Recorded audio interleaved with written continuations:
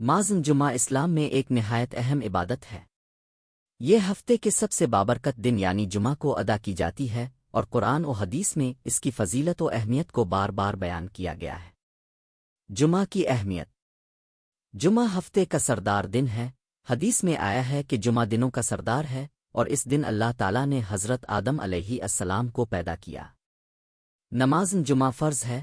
قرآن میں سورۃ الجمعہ میں حکم دیا گیا ہے کہ جب جمعہ کے دن اذان دی جائے تو کاروبار چھوڑ کر نماز کی طرف دوڑو۔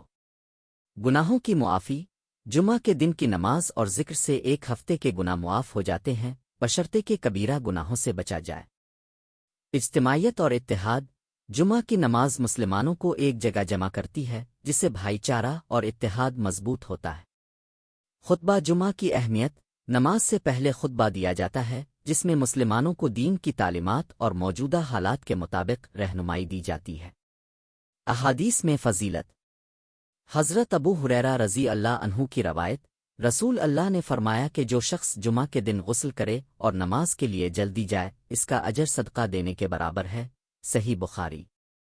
فرشتوں کا ذکر۔ جب امام خطبہ دینے کے لیے آتا ہے تو فرشتے ثواب لکھنا بند کر دیتے ہیں اور خطبہ سننے کے لیے حاضر ہوتے ہیں۔ خلاصہ۔ نماز جمعہ نہ صرف ایک فرض عبادت ہے، بلکہ یہ مسلمانوں کے لیے اجتماعی عبادت، اتحاد اور روحانی تربیت کا ذریعہ بھی ہے۔ اس دن کی عبادت سے اللہ کی رحمت، برکت اور مغفرت حاصل ہوتی ہے۔